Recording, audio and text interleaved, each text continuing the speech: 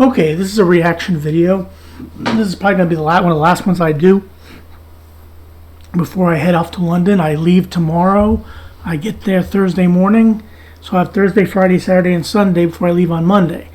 But 21 things I wish I knew before visiting London. This is from Destination Well Known. Please click like, share, and subscribe for them as well as for me. But let's see what this is all about.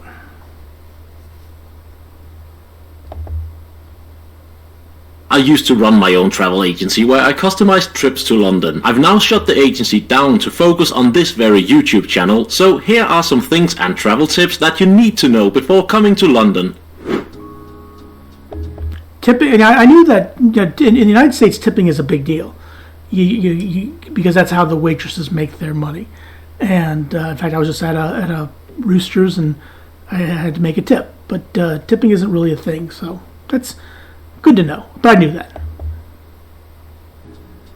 Tipping isn't really a thing in London. If you're really happy with the service at a restaurant, you could tip your waiter, but just know that almost all restaurants have started adding a 12.5% service charge to your bill. This is, in my opinion, such an annoying move, but you can actually just ask the staff to remove the service charge from the bill. I'm probably not going to do that because, like I said, it may be something you don't want to pay or something like that, but I think that's I think that's reasonably fair. In fact, it's even better because normally we tip 15 to 20% of the bill in the United States. Because as far as I understand, the service charge just goes straight to the business, whereas if you actually tip your waiter, that person will get the money or the staff will share it. Yeah, cars don't stop for silly tourists. I get that as well. I need to look to the right instead of the left if I'm going to cross the street. Cars don't stop for silly tourists. London has some very pretty parts, and you may be on your holiday, but this is a functioning city and not a Disney World. The drivers in London don't stop if you try and rush over the street, so please be careful, especially because, as you know, they drive on the left-hand side, and it just tends to confuse tourists so much.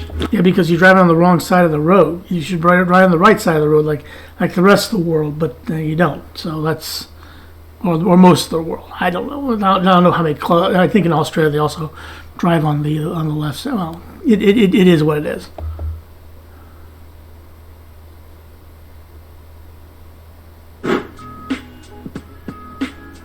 Be aware of your surroundings on the tube. Again, people use the tube to get to work, and the trains are and they probably also use them for pickpocket as well. Actually tiny, so don't stand right in front of the doors with your big backpack. Take it off and let people get on and off the tube.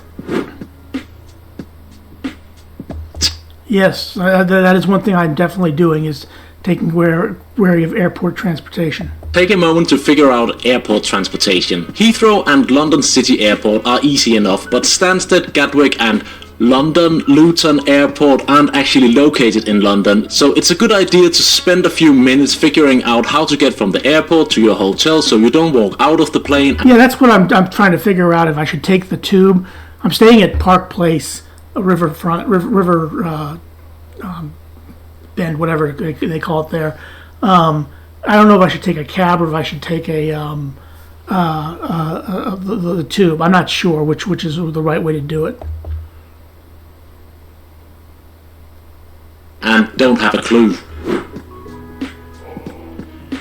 The cheap hotels are cheap for a reason. Yeah, I'm staying at a nice hotel, so I'm not worried about that. I'm not staying at a cheap hotel, that's for sure.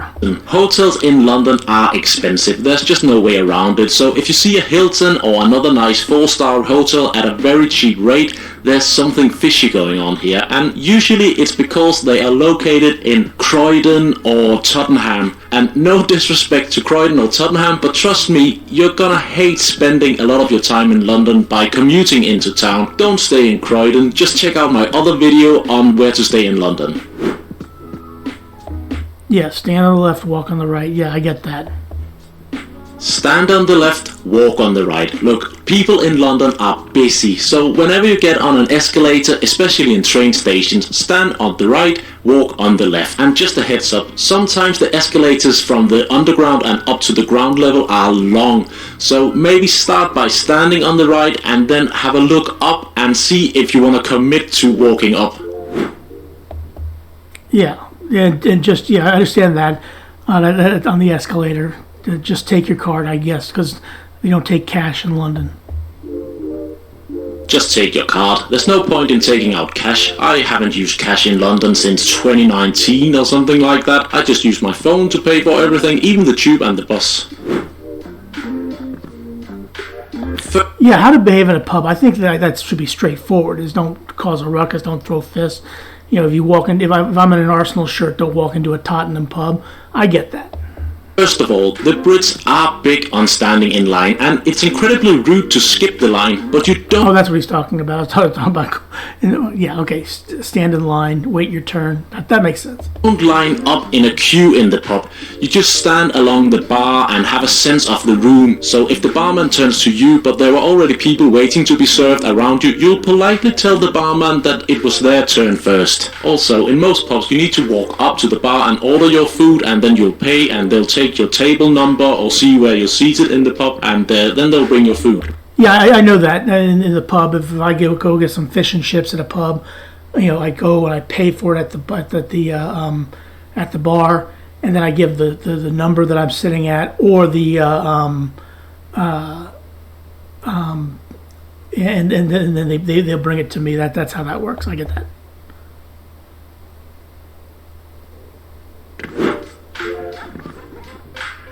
Don't assume it's always raining. It doesn't appear to be raining in England when I go there, but we'll find out. Assume it's always raining. I've had some incredible summer holidays in London with over 25 degrees and sunny days. I also 25 degrees in the United States. That's below freezing, but that's Celsius. So yeah, I get it. Just looked it up, and apparently Paris gets more rain than London, so you can't just assume that the weather will be grey and miserable at time. Yeah, I know that you can pay public transport with your phone if you have it set up like that. You can pay for public transport with your phone. Back in the day, you needed to buy an Oyster card and load Yeah, you can still buy an Oyster card if you want. credit onto it, but nowadays you can just tap in using Apple Pay or Google Pay or your contactless credit card. Just make sure you use the same phone or card though, as there's a daily cap, so after spending £8.50 in central London, you ride for free for the rest of the day. Yeah, I knew that. But you make sure if you use your card, you tap in, and then on the way out, you tap out as well. Don't underestimate the British Museum. It's free, it's massive, and honestly, it's just as good as all the London guidebooks says. Don't underestimate the amount of time you can actually spend in the British Museum, if you're interested in history. I don't know if I'm going to make it to the London Museum this go around, because it's hard to say. I'm going to be going to Bath and Stonehenge and on Friday, so it's going to be difficult. We'll find out. London is more than Oxford Street and Covent Garden. Yeah, I know. London is actually quite interesting outside of Oxford Street and Covent Garden. Don't spend all your time in Soho and Covent Garden. Get out of Zone 1 and explore some of the areas where locals are actually hanging out. Get the Uber. That's interesting. I don't know if I'm going to get the Uber boat at Greenwich, but let's find out. Boat to Greenwich. For example, get the Thames Clipper boat that is also called the Uber boat at the moment. It's part of the public transport network, so you can just tap in and, for example, get the boat out to the stunning Greenwich area. That might be something to look at. I mean, maybe I'll do that on Saturday. No, I know Harry Potter Studios are not in London. I get that. The Harry Potter Studios in London are not in London. They're actually about an hour's drive north of London, but if you're a Harry Potter fan, it's still absolutely worth going up to the studios. Just make sure you pre-book your ticket well. Yeah, I didn't pre-book for anything for Harry Potter, even though I would have loved to have gone to Harry Potter, because I'm a big fan of the books. In advance, as they always sell out. Southwark is an underrated area. Southwark is, in my opinion... Now, it looks like Southwark, but Southwark... Okay, I'll take a look and see if I'll do that. In that sweet spot where the hotels are a bit cheaper than in the absolute beating heart of central London. But you can still walk to a lot of interesting things, and in this area there are also quite a few cool restaurants and pubs that aren't overrun with... Yeah, London Pride, that's a great beer. We used to have that in the United States. We had it wasn't as good, but I remember a friend of mine who had it, and when he was over there said it was one of the best beers he ever had. other tourists, so you can kind of get the best of both worlds here. Borough Market is cool. Look, there's been a market in this spot for around 1,000 years, so of course the TikTokers have now found the spot, and it's very, very popular on a Saturday afternoon. So try and get there as early as possible in the day or come during the week, but note that the market is closed on Mondays. Well, since I'm leaving on Monday, I don't have to worry about that. And yes, London is massive. I get that. London is massive, so plan accordingly. Don't underestimate how long it can take to get from one end of London to the other. I wonder if I should take one of those double-decker buses to get around London so I could see everything like that. I wonder if I should do that. So when you're sat at home and planning what to do in London, load up Google Maps on your phone. That way you don't end up trying to squeeze in a quick visit to Greenwich Observatory in between checking out Portobello Road Market and a stroll around Hampstead Heath. Yeah, the free viewing platforms need to be pre-booked in advance. I actually tried to do that, and it looked like they were all booked up, so I can't go. But maybe next time. The free viewing platforms need to be pre-booked well in advance. Gone are the days when you could just get a ticket for the Sky Garden a couple of days before you wanted to go. Nowadays you need to pre-book viewing platforms like Sky Garden, Horizon 22 and The Lookout well in advance. But yeah, London is expensive. I get that. I'm well aware of that.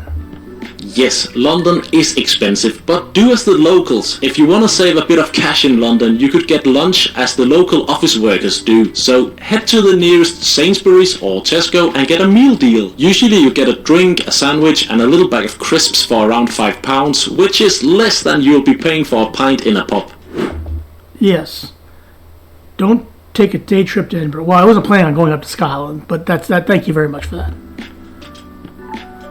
Don't take a day trip to Edinburgh. It's a bit mad that I have to say this, but I've had quite a few people ask me about day trips from London to Edinburgh. And yes, it is possible, but just note that the train ride up to Bonnie, Scotland takes over 4 hours, so don't... Now, I took a day trip when I was in Germany. I took it from Frankfurt to Berlin, which is about 4 hours.